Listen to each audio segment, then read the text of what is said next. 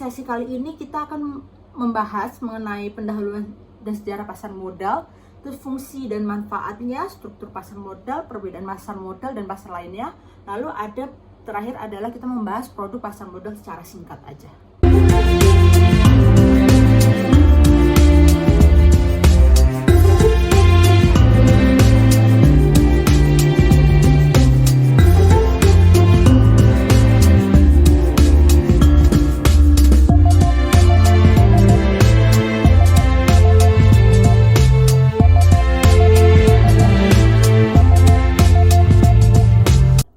Tujuan dari pasar modal.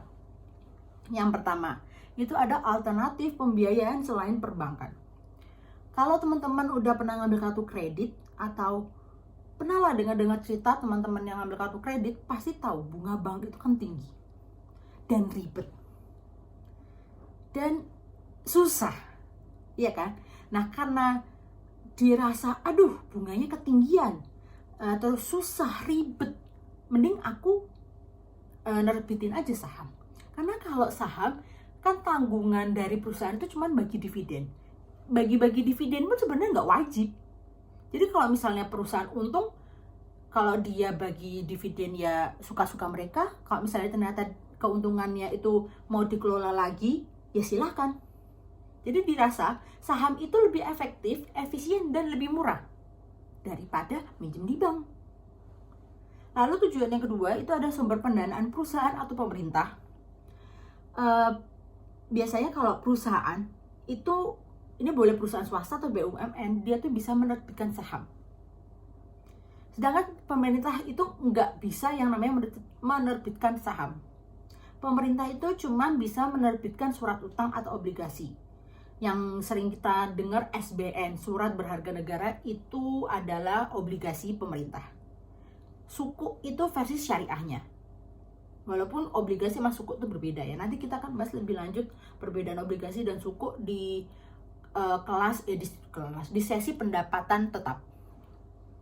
Terus uang pembelian saham atau obligasi digunakan untuk membiayai operasional atau program kerja pemerintah. Tuh. Terus yang ketiga itu ada sarana investasi bagi investor. Karena kita kan manusia ya pinginnya untung dong. Ya kali kita buang-buang duit tapi ternyata kita nggak bisa meraup keuntungan dari uang yang kita keluarkan gitu kan ya. Makanya tujuan pasar modal ini menawarkan sarana berinvestasi untuk investor, baik investor perusahaan maupun investor retail atau investor kayak kita ini namanya investor retail, dengan cara memberikan dividen atau memberikan capital gain ataupun memberikan kupon obligasi. Terus tujuan pasar modal yang terakhir itu adalah sarana untuk diversifikasi untuk meminimalisir resiko. Banyak yang bilang bahwa kita tidak boleh menaruh seluruh telur kita ke dalam satu keranjang. Karena kalau keranjang satu jatuh, kita kehilangan semua telur-telur kita. Itu sama seperti diversifikasi. Lalu ada fungsi dari pasar modal. Yang pertama fungsi ekonomi, yaitu sebagai wadah untuk mempertemukan pihak yang kekurangan dana dengan pihak yang kelebihan dana. Terus untuk fungsi keuangan, yaitu memberikan kesempatan kepada investor untuk memperoleh return dari investasi yang dilakukannya. Terus ada nggak manfaat pasar modal buat masyarakat gitu? Tentu ada. Jadi kenapa pemerintah itu kayak mendaung-daungkan investasi pasar modal? Itu karena pasar modal ini itu kayak win-win untuk seluruh kalangan. Investor menang, perusahaan menang, pemerintah atau masyarakat menang. Bukan menang ya, diuntungkan ya. Kita bahas dulu untuk perusahaan. Manfaat pasar modal untuk perusahaan itu pertama ada penyebaran kepemilikan perusahaan. Terus yang kedua keterbukaan ya, karena kalau udah TBK itu, kalau misalnya teman-teman amati ya, misalnya perusahaan Unilever belakangnya TBK, Telkom TBK. TBK itu artinya terbuka. Karena terbuka, jadi perusahaan terbuka ini itu harus melaporkan sejujur-jujurnya lah ya, itu kepada investor dan kepada publik. Jadi ini manfaatnya adalah keterbukaan itu dan profesionalisme. Karena perusahaan yang udah terbuka, yang udah go public, itu nggak bisa yang namanya kayak nggak profesional gitu. Mereka dituntut untuk profesional.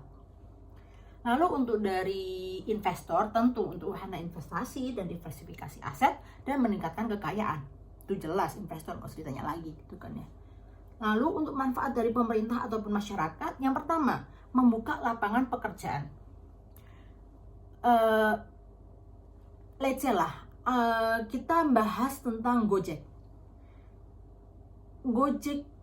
Bukan Gojek ya, semua perusahaan lah. Semua perusahaan awalnya misalnya dia itu mempekerjakan 500 pekerjaan. Terus setelah go public, kan dia dapat dana segar nih dari masyarakat kan, karena dia menjual kepemilikan sahamnya. Anggap aja dia menjual 20% kepemilikan sahamnya kepada masyarakat.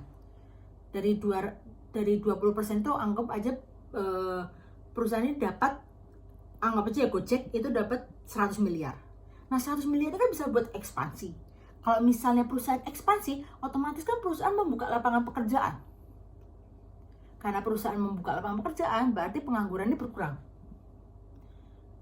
Lalu, ini kan si Gojek kan untung kan ya, untung dia juga dapat, dia kan bayar pajak juga. Namanya perusahaan tetap dikenain pajak kan ya. Nah pajak ini dan penghasilan lainnya itu bisa menjadi sumber keuntungan juga buat pemerintah. Nah, karena menguntungkan untuk pemerintah, makanya pertumbuhan laju dan pembangunan perekonomian suatu negara bisa berkembang. Itu kalau saham ya, itu kasusnya kalau saham.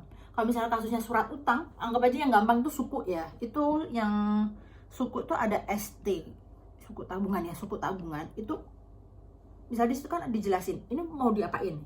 Pertama, buat bangun masjid, buat bangun rumah sakit, untuk bangun universitas Islam, kayak UIN kayak gitu kan. Jadi karena investor sudah membeli suku tabungan tadi, berarti kan kita sudah membantu pemerintah untuk menjalankan program kerjanya. Ini semua berakhir kepada pertumbuhan laju pembangunan dan perekonomian suatu negara.